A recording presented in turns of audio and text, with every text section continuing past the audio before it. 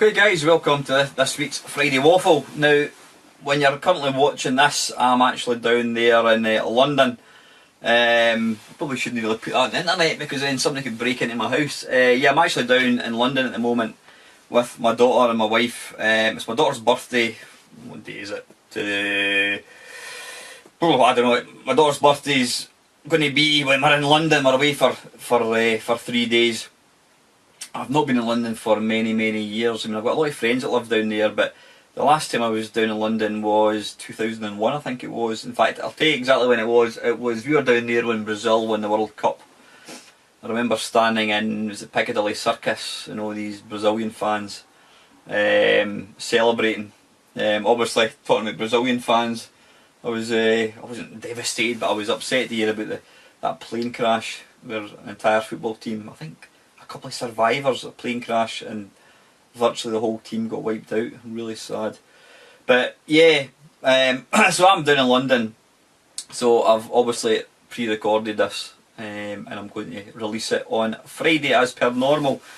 So yeah, I had a really good response to my 1000 subscriber special.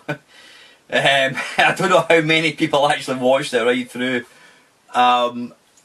I did put a little competition at the very end, and I've only had a few supplies. I've only had a few replies, so I'm guessing not many people did watch it right to the end. Either that or they just thought that the prizes were shit, which to be honest they pretty much are. Actually, when I rewatched the video I realised pretty rubbish prizes, but okay, anyway, you know what I mean.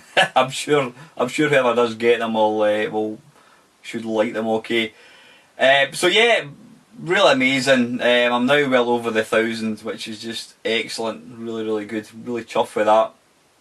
What have I been up to? Last Saturday, I was up in the West Highland Way running. I did 18 miles. So I'm really starting to get my mojo back with running again, which I'm delighted about. I've been accepted for a 53 mile race in when is it? In May. And then I have got the, I've got my name in for the West Highland Way race, which is in June next year. But it always gets oversubscribed, so there's a ballot, so it's basically down to kind of luck as well whether you get picked. So fingers crossed. Gaming wise, yeah, I've, what was I watching? It was one of my mates sent me a video. Now there's a guy, you're probably aware of his channel, if not, go and check him out. Is it Dan Wood, I think he's called? He's got quite a popular podcast, and he's also got a really good YouTube channel. I mean, he's got something, I think he's about 20,000 subscribers, so he's really popular. He did I was going to say an amazing video, I wouldn't say it's an amazing video. He did a really informative video where you can basically take a Raspberry Pi, and you can turn it into a fully fledged Amiga. Now I know I've got, RetroPie software installed on my Pi 3, which obviously has loads of different emulators. But the difference with this one is it basically turns a Pi into a Amiga, i.e. you switch it on and it boots into Workbench. So I followed it through. I spent probably 5-6 hours on, what day was it? Tuesday, I think it was. And yeah, I mean, his video is excellent. I followed it through, and I got the thing booting up. But the only problem is when you switch it on, it just boots to the sort of like the configuration screen. So using Google, I managed to install Workbench, yeah. I installed Workbench, and then I even managed to get it to run WHD load files and also floppy disks. So I'm going to do a wee look at video probably next week when I get back for London, showing this thing off. I'm really chuffed with it. You switch it on and it just boots straight into an Amiga 1200. The emulation is absolutely spot on. I mean, the video he made did recommend you get a Raspberry Pi 3, but I've got to say the Raspberry Pi 2 plays brilliantly. I've got it overclocked, so I don't know whether that makes any difference. So I'm going to do a video with that. So yeah, I followed that. Really chuffed. What else? Have I been doing anything else? I've I've actually spent this week kind of modding stuff. I mean, I did the Raspberry Pi, and one of my mates, he was talking about he's got one of these Amazon Fire Sticks, which I've got, and he told me he'd put Kodi, which was basically, it's an enhanced version of Xbox Media Center, called Kodi. You can easily Google it, and I followed this YouTube video, and I've now got Kodi installed in this Amazon Fire Stick. Now you can add various repositories, they're called, not the things you stick up your bum. Yeah, you can add some of them, and basically it gives you access to just thousands and thousands and thousands of films and TV programs. I mean, what was I watching? I was watching last night an episode of The Twilight Zone from the 1950s. Absolutely fantastic. But yeah, you can Google it. Amazon Fire Stick, $24.99 out of Argos. Google how to put Kodi onto it, and all the information's there. But absolutely fantastic. So I actually bought another couple Amazon sticks. One for my daughter's bedroom, one for my games room in here, and one for the living room downstairs. I'm so impressed with it. Really, really good. Note to self: always remember to press the record button when you go to record a video. I've literally just finished talking for 20 minutes, and I went to stop the camera and I realised I hadn't even started it. So, yeah, never mind. Right, I don't actually have any of my own stuff to talk about this week. I think I kind of exhausted myself last week when I was doing that 2.5 hour marathon thing. But however, I have got a nice big juicy bunch of questions from various people, which is fantastic. Now the first one is a chap, I mentioned in my video last week, I've got 3 video channels that I love to watch. Now, you know, yeah, the Steve Benway, etc, etc. But there's loads, like everybody else, there's loads more channels I watch on a regular basis. Now one of these is a guy who goes by the name of Theshadowsnose. Don't actually know his first name. I'm probably quite unique when I talk about, you know, people that watch my channel know what my first name is, but a lot of people tend to stick to their username, which is absolutely fine because it kind of gives them that degree of anonymity, but I'm not like that. So anyway, yeah, Theshadowsnose, he's a German guy. I'm going to describe him as a German hippie. I hope he doesn't mind me calling him that. He's a German hippie. He's got an epic big beard. He looks like somebody off Game of Thrones. You could easily get a part in that. He's he's German, and has, I would say, the majority of content that he makes, it's all computers. He doesn't, I've certainly not seen him look at any consoles. It's all computer stuff, all old computer systems. Tends to be Atari, Commodore 64. He will throw in other machines from time to time, Spectrum as well, but it generally tends to be kind of Atari, you know, various Atari 8-bits, ST, Commodore Amiga, C64. He did a feature on the C16 and the C+4, stuff like that. But he's got a really good channel. He's quite deadpan, but that's kind of part of the appeal. One of my favourite parts of his channel is he gets really frustrated playing games, and you hear him going, oh, he starts to get quite animated, and he really he loses the rag quite a lot when he plays games, a bit like myself actually. But really entertaining channel, and funnily enough, he was actually talking about, I was as you know, we were talking about trolls from a few weeks ago, and just a quick recap, and I promise you I'll not talk about trolls anymore. I was getting trolled by one particular person. Now, they've denied it, but I don't believe a word of it. They've created 3 or 4 other accounts just so they can continue to kind of post nasty stuff. You can tell it's the same person because it's the same style of writing, and the other accounts all have 0 content, 0 subscribers, nothing. So it's somebody's created a YouTube account just to go on and post. The funny thing is, this particular video that I made has got 6 dislikes.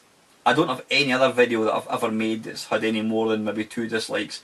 So this person has obviously got a bit of a problem. I mean, as I mentioned before, I happened to comment on a game that I was playing along with about another 20 games. I played it for 2 minutes, and I just mentioned that I thought that the game wasn't as good as the first two, and he proceeded to basically tell me I had no right to mislead people, and I was talking shite, and blah blah blah, you know.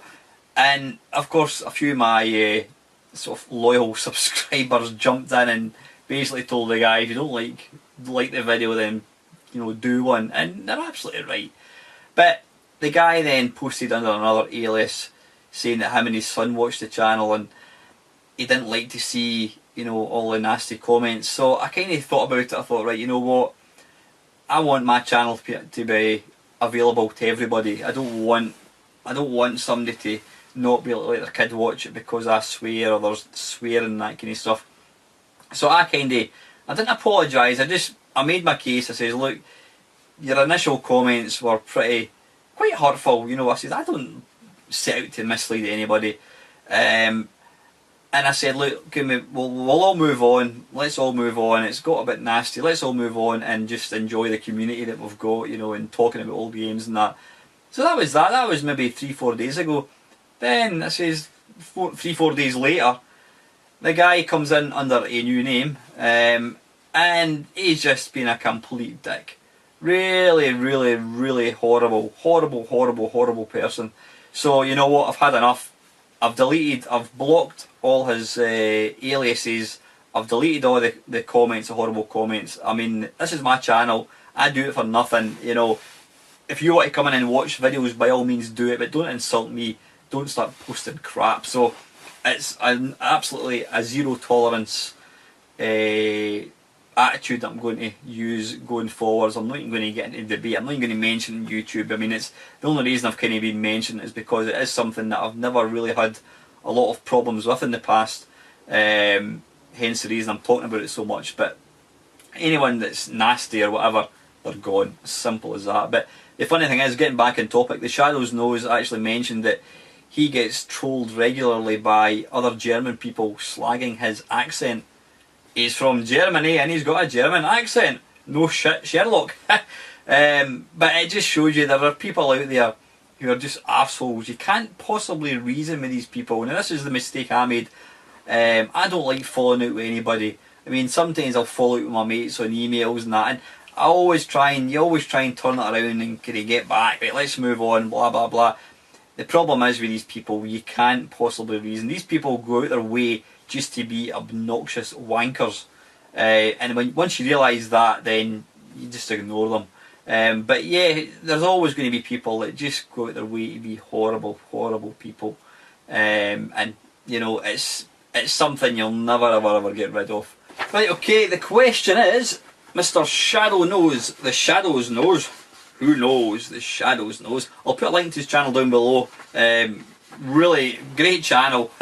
He kind of reminds me a bit like back in the 70s in the UK, we used to have a thing called Open University, and it was programmes which were shown on BBC Two, usually at like 3 o'clock in the morning, or maybe not as early as that, but 6 o'clock in the morning you got to Open University, and it was basically guys doing lectures. And Theshadowsnose reminds me of one of these guys that would, a lecturer, and I don't mean that disrespectfully, he's kind of a hippie, with a big beard and that kind of stuff. But go and check his channel out, he's really entertaining. But he's put this to me: the original Atari ST did not come with a built-in disk drive. Ah, you're right actually. And as far as I remember, it didn't come with one bundled as well. So there was an option to buy just a machine without a disk drive. I'm wondering what other methods of storage they had in mind. So my question is, would you have bought a tape drive for the ST or an Amiga without a disk drive, provided it would have been significantly cheaper and the games would have loaded in about 5 minutes, like they did on the 8-bit systems? You know what, I completely forgot that the ST didn't. The original ST, I believe Jack Tramiel launched it as a business machine, and probably he would have thought that they'll want to buy additional disk drives. The problem with a built-in disk drive is if the disk drive fails, you're kind of snookered. So I can understand why Atari, they sold it separately. But I think once they realised that they could make a lot of money out of games, they introduced the disk drive. The Atari ST FM, it's the FM part that had the disk drive built in. they should have called it FD, Atari ST FD floppy disk. Don't know what FM stands for, but anyway, that's the version that's got the disk drive. But getting back to the topic, would I have bought it if it had been a tape? Now, the way I would think about this is, the machine I had before the Commodore 64 was, sorry, the machine I had before I bought an Atari ST, it was the Commodore 64. Now, I did have a disk drive for it, but probably, I don't know, 75%, I reckon, that's just a guess, or the largest majority of people back then, they were still loading games from tape. Your Spectrum owners, your Amstrad owners, your BBC owners, well, BBC probably had died a death at that point, Commodore 64 owners, the majority of people were still using tapes. They loaded from tape. It's what you knew, it's what you expected. Disk drives, although I did have a disk drive for the C64, disk drives was still kind of regarded as a bit of a luxury item. So when a new fancy dancy machine with fancy graphics and, you know, machine gets launched, if the only option to load a game was a tape, provided, you know, it was going to be decent, which I'm sure it would have been, then yeah, I would have bought it. I think the thing is, what you've never had, you don't miss. So if the Atari ST had only ever had a tape drive, I would have bought it. If they'd given you the option to maybe upgrade to a disc, I would have probably bought the base model with the tape drive, because I mean, back then these things were 400 quid, and when you're only earning about, I don't know, 50 quid a week, that's a lot of money. So I would have probably gone for the cheapest option, which would have been the Atari ST plus tape drive, and then I would have probably saved up and got a disc drive at a later date. It's the same with the Commodore Amiga.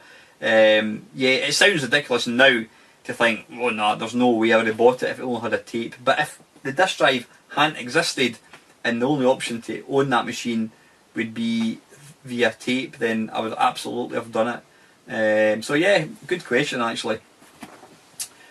Now, next one, Mr. Batman. Do you think that budget games were the poor relation back in the 80s, or do you think that the full price games were overpriced for what they were? For me, when I load up the old classics, I find myself coming back to as many Mastertronic, Firebird and Codemaster games as I do Ocean, US Gold and Activision games, or in the case of US Gold, probably more so. Now, I'm old enough to remember the games industry before budget games came out. Now, games, when they first came out in the C64, they were kind of about maybe £7 in price. Then that gradually crept up to £9.99, and virtually every game I think became £9.99. That was standard. Now, I don't remember when Mastertronic first came out, maybe 86, I don't know.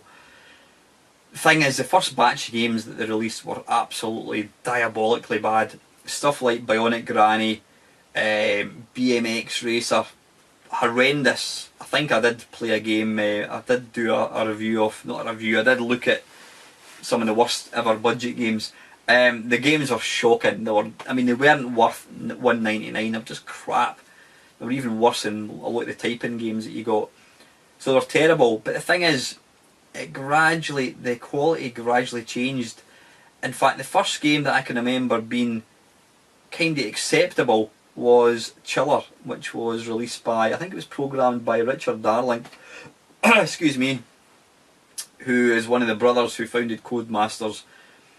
He's now a multi-millionaire as well. Yeah, Chiller, it had good music, and it wasn't a great game, but it wasn't bad, and it was probably just as good as full price games. So that was kind of the game changer. Then games that followed, subsequent games, I mean, stuff like Kickstart 1, Kickstart 2, Thrust, you know, awesome game. Spore, I think it was Spore, was that written by Jeff Minter? I can't remember. Master of Magic, which was a kind of an adventure type game. Feud.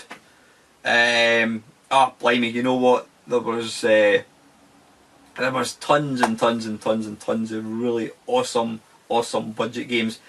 So I would say in the early days, the gap between full price and budget games was like that. But I reckon by time the quality improved, it was pretty much on an even keel. Yeah, there was a lot of shit budget games, but there was an awful lot of shit full price games as well. So And then it got to a point where full, like, big companies, proper companies like Ocean, they started to re-release. I don't think they ever produced dedicated original budget games, but what they started doing was selling their original games, full price games, as budget prices. Was it Hit Squad, I think it is.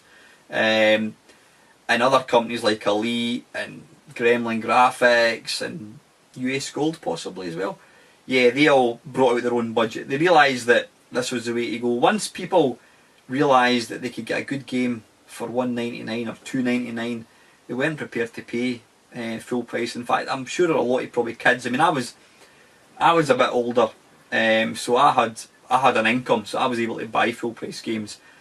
But a lot of kids, you know, they wanted a game from their mum and dad, and if they went into John Menzies and the kid and the parents saw a $9.99 game or a $1.99 game, I know what game I would buy my daughter. So yeah, the quality and gap definitely got reduced, I would say, to the point that there was probably just as many. There was a lot of budget games that could easily have been sold as full price. So yeah, another good question there, Bat. Thanks for that. Part 2, he is asking, how about PlayStation versus Saturn, and which games hold up today? I bought a PlayStation when it first came out. I got, what did I get with it? I got Destruction Derby with it. That would be 94, 95 I think it was. Loved it, you know, like every person that owned a PlayStation, amazing. Now the thing is, I've always said that the PlayStation and even the N64, the PlayStation, it doesn't really stand up. There's a lot of games, especially the sort of like the first kind of 3D games, polygon type games, they look pretty shit now. Stuff like Tomb Raider, all these kind of games, even like Resident Evil, the original Resident Evil looks pretty shit now. I actually played it not that long ago, and I'd forgotten, well, I didn't forget how bad it looked, because back then that was all you had, so you know, you didn't mind it. But it looks pretty awful now. I think I would struggle to play Resident Evil now, because the graphics they've aged badly. Saying that, there's a lot of amazing, you know, PlayStation games. I mean, Ridge Racer, I still play that quite a lot. I think it's an awesome conversion. As far as the Saturn goes, I never had. The Saturn did come out first, and then the PlayStation followed. Now, for whatever reason, obviously the PlayStation went on to become a multi-million pound seller, whereas the Saturn fell in its arse and died after not very long, which was always quite surprising. Don't know why that was the case. I've got both machines now. I mean, I only got my Saturn maybe 2 years ago, and I'll tell you the reason why I've got a Saturn is because the Saturn, I think it's the kind of the way it's been manufactured. The Saturn is meant to be a lot better at two-dimensional games. So stuff like Street Fighter 2, beat 'em ups, shoot 'em ups, they're much better than the Saturn. The architecture of the hardware just is much better for these kinds of games. Whereas I think 3D type games, stuff like Wipeout and Ridge Racer, the Sony PlayStation is better. Now because we're now at the stage where we've got stuff like Drive Club and Forza Horizon 2, driving games now blow driving games that were on the PlayStation out of the water. There's no comparison, absolutely no comparison. But the games that were popular on the Saturn, or the games that I play in the Saturn, stuff like Street Fighter 2 and, well, I don't really play beat 'em ups, it's shoot 'em ups. I mean, I love my shoot 'em ups. There's loads of arcade games, stuff like Radiant Silvergun and that's on the Saturn. You don't get these in modern machines, so the Sega Saturn to me is probably more relevant, because it is probably about the last. I mean, the Dreamcast, the Sega Dreamcast is an awesome machine as well. It's another Sega machine obviously, and it's got some amazing shoot 'em ups. So both the Dreamcast and the Sega Saturn, to me, the reason I've got them in my collection is because shoot 'em ups. The games are just absolutely awesome. Whereas the PlayStation, the games that are on the PlayStation, they've kind of been superseded by modern consoles. And so, if anything, in fact, it is true. I'm looking at, there's my PlayStation there, I've got my Saturn there. I make more use of my PlayStation. Sorry, I make more use of my Sega Saturn as I do my PlayStation. So that kind of ties in with what I'm saying. Both, I wouldn't say one was better than the other. You know, yeah, there's better machines than the PlayStation now. The PlayStation 2, the PlayStation 3, the PlayStation 4, they're all better than the PlayStation. Is there a better machine at doing sort of 2D shoot 'em ups than the Sega Saturn? I'm not quite sure. So I'd probably say the Saturn for me is more relevant now. Whereas the PlayStation, you know, they've both got awesome games, but I just think the PlayStation games have been superseded, they've dated a lot more, whereas the Sega Saturn games are still relevant. So, yep, another fantastic question there, Bat. Right, and the last part of Bat's questions is, what are your thoughts on BBC Acorn Electron games? I recently picked up an Electron and have to say I'm having a lot of fun with it. It's not the greatest system for gaming, but it does have a quirky charm that I find very appealing. Now, I actually own 2 Acorn Electrons. I think I was given one for nothing, and I'm sure I bought one. I don't remember where. I'm sure I bought one with some games, but the thing is, I never had any way to load them, and I'm ashamed to say they're both currently in the loft. Now, probably the reason I got the Acorn Electron was back at school, when I was at school doing my computer studies O grade. All the programming that we did was it was on the BBC, which I've now got over there. But, you know, 5-6 years ago, the BBC was pretty expensive. So I got the Acorn Electron because I thought, well, you know, that's just as good as the BBC for programming.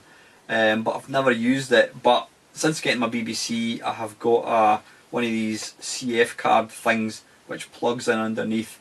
And when you switch it on, it boots to a menu and you've effectively got every game.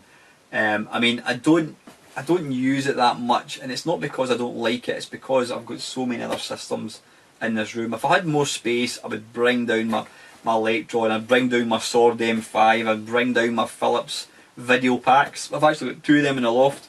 I would have my ColecoVision set up. I've got so many more systems up in that loft you wouldn't believe, but I just don't have the space for them. But getting back to the BBC and Electron, I mean, the BBC has got some amazing games. It wasn't really, if you think computers that were good at games, you tend not to think of the BBC. It was always the sort of the 3rd place, 4th place actually, behind the Spectrum, Amstrad, Atari. Well, maybe Atari was, I don't know, that kind of died a death early, but Spectrum's 364. But the BBC's got some awesome games. I mean, it's got the best version of Elite, although apparently the Acorn Archimedes, which I wouldn't mind getting at some point, the Acorn Archimedes, it's generally regarded as having the best version of the original Elite, although the original one that I like, the Vector one, which was the original game programmed by, was it Ian Bell and whatever his name was, I can't remember the other guy. It's, you know, Elite on the BBC is awesome. You've got stuff like Frack, is it Exile, Repton, there's a really good Galaga clone, I can't remember what it's called, Zalaga, yeah, Zalaga's excellent. Some fantastic games, yeah, there's a lot of TAT, but then there's a lot of TAT in other systems as well, so I do love my BBC. I've got 2 Electrons, but sadly I don't actually use them. But again, just what you're saying there, you know, it's a quirky machine. I tend to buy old machines because of that. I like I don't know, it's quirky, you know, it's like my Sword M5, no games for it, no means to load anything on it, but I just like having it. It's a Japanese computer, so why wouldn't I want to have it? So anyway, listen, thanks for your questions, Bat, that is much appreciated. Last batch, now I've got an apology to make to Mr. Country Roadist. He did give me these questions a couple of weeks ago. Now I didn't include them, he was asking why I didn't include it in last week's Waffle. Well, if you've watched it, you'll know why. It's because it already ran for 2.5 hours, and I didn't see any point in adding any more. It was long enough. I mean, I don't know how many people have actually watched all 2.5 hours of it. Probably very few. I know I'd probably struggle to watch it all. But I deliberately didn't want to add any questions. Thing is, guys, as I've said before, I do look for your questions to keep the Friday Waffle going. I'm not always going to use them depends how many I get. If I got, say, 10 batches of questions, I'm not going to answer all 10. That would just be silly. So what I would do is I would keep them and then reuse them, you know, in the next episode. So that's why I didn't include them. But anyway, Mr. Rodist is asking, What is your opinion on the US YouTube gaming channels AVGN, Game Chasers, Pass, NES Punk? Do you have any favourites or dislikes, particularly dislikes? I've got to say, I am not aware of any of these channels. That's not true. I've heard of Pat the Punk, NES Punk. I've not watched any of them. Now, like anything, my time is limited, so my YouTube watching isn't as much as I'd like it to be. But I do tend to stick to smaller channels. I like the interactivity you get with a smaller channel.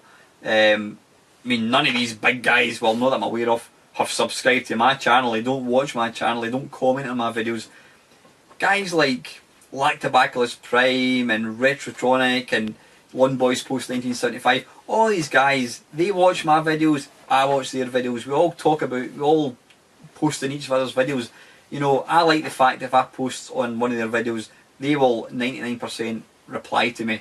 And I try and do the same thing. I mean, always, it's as much as I'm not a big channel, sometimes keeping up to date with comments is difficult, but I always try and make a point of replying to every comment. I know there's always going to be some that'll escape, that'll fall through the net, but I always try and make a point of replying. I think if somebody is willing to give up the time to comment on your video, I think it's at the very least that you can actually acknowledge it, either answering the question or saying thank you, whatever. So that's why I prefer the smaller channels. The only big channel I watch kind of gaming wise is Ashens, who is, well, if you don't know who Ashens is, then go and check him out. I just find him really entertaining.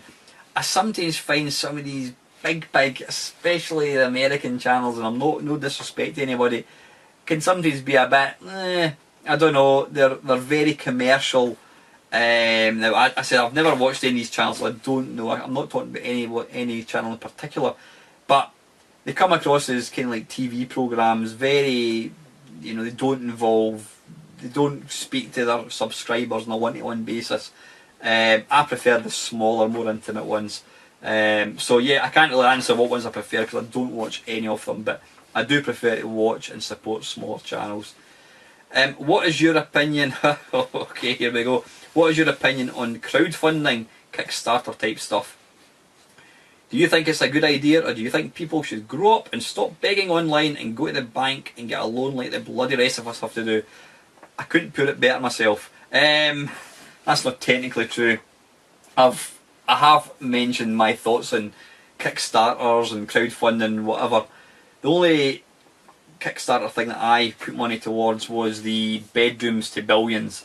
Now I ended up paying 40 quid for a copy of the film, which is now available for like 5 pence. Did I regret supporting it? Probably not, because it may not have been made if I hadn't given money. That's the only one I've ever done. I've seen quite a few disasters on the crowdfunding. I mean, there was, what was it? There was the Coleco Chameleon, which was non-existent. Did that ever go to crowdfunding? I'm not quite sure. Basically, it was they took an old sound card out of PC and they stuck it into this case. Excuse me, and they tried to sell it off as a new prototype. Then there's the one I mentioned recently was the new the Spectrum, the what do you call it? The Sinclair Vega.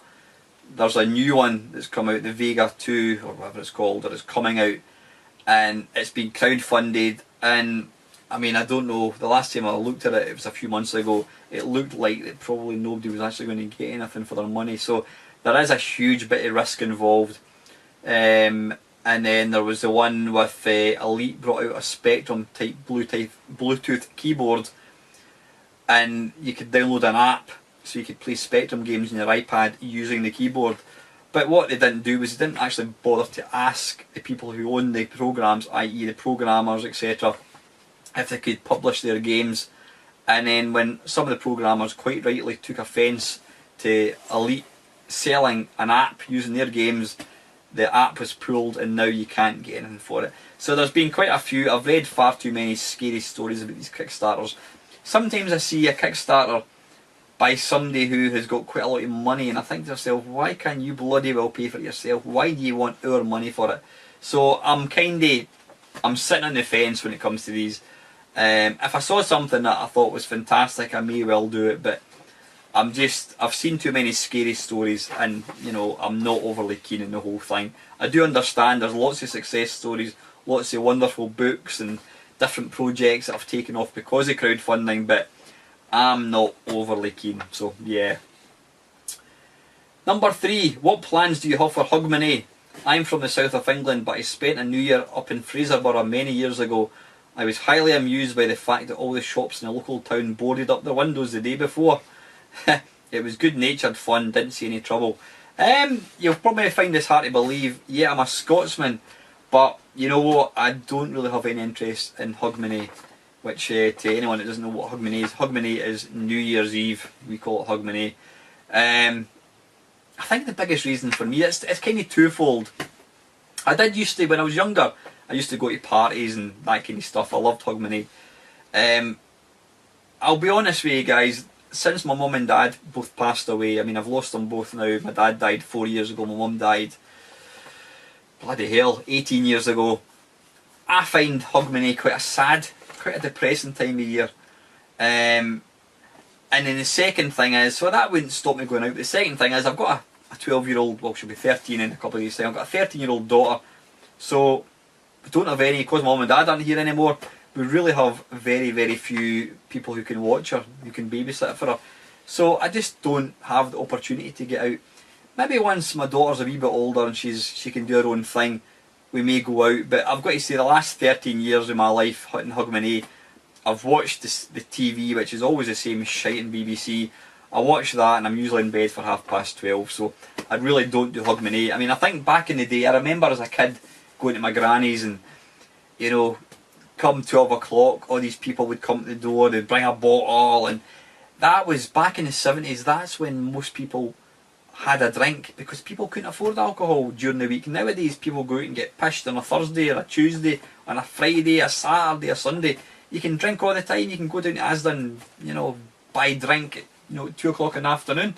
But back then, drink was expensive, and you know, Hogmanay was quite a special time. But I'm not a fan of Hogmanay. I says maybe when I'm a wee bit older, when my daughter's a wee bit older, when I'm a wee bit older, I'll probably be in a bloody coffin. But yeah, once my daughter gets a wee bit older, we may start going out. I don't know, but I'm not a big fan of Hogmanay. So, and lastly, he's asking, number 4, when you first started this channel, did you ever comprehend the fact that you would get anywhere near 1,000 subscribers? What an achievement, well done. Well, firstly, thanks very much for that. You know what, it's one of these things, it's like anything you do in life. When I started running, I was doing 2 miles. If somebody says to me, in 2 years' time you're going to run 95 miles, I would have probably told them to go and get their head examined. So it's like anything you do, you build up, and you just get more used to it. I suppose like somebody who's maybe a multi-millionaire, if you told them, can you imagine when you're 10 years old that you're going to have, you know, like Richard Branson, I'm sure when he was like 20, if somebody told him you're going to be one of the richest men alive, you would probably think they were being daft. So it's like anything, you start off, and I did mention this last week, you start off bit by bit, you get a couple of subscribers, then it gets to 10, 20, 30, and before you know it you're up to 100, and it's gradual. You know, if it suddenly went 10, 1,000, you go, whoa, but because it's just, you're building it up over such a long period of time, you don't really think about it too much. But I do sometimes have to kind of think about what I've actually achieved. You know, 1,000 people is a lot of people, yeah, and I know that probably 800 of them never watch any of my videos, but the fact that you've still potentially, I mean, my videos generally get about 160 views, depending on what it is. Some of them a bit more, some of them a bit less. 160 people is a lot of people. I mean, it really it gives me a big boost. It's a wonderful feeling knowing that little old me talking nonsense, people actually find that quite entertaining. So yeah, it makes me really happy when I see that, and when I look at my subscribers now and it's like 1k, it's like wow. So yeah, it's pretty funky. Really appreciate all the support I've had with that. So yeah, listen, thank you very much to all the questions, guys. That is absolutely awesome. Before I go, I'm going to do a wee shout out corner, as I've called it. Now, I did mention I was going to try and do more of these, and I haven't done any for a wee while. Now, this one is a guy. I don't know what age he is. I've never actually seen him. He hails from, I'm guessing, Australia or New Zealand. I'm going to say Australia, so I do apologise now if I've got it wrong. His name is Daz. Now, he's got a YouTube channel called Dazzas Arcade Games. Now, what he does is he's got a MAME cab, and he concentrates fully on arcade games. Although, to be fair, he calls his summary of his channel is reviews, gameplays and random stuff. I've not seen any reviews that he's done so far, but he plays an arcade game for whatever. I've got to say, he's actually pretty good at them. He is quite a proficient gamer. So if you're into your arcade games, go and check him out. He has got a really good channel.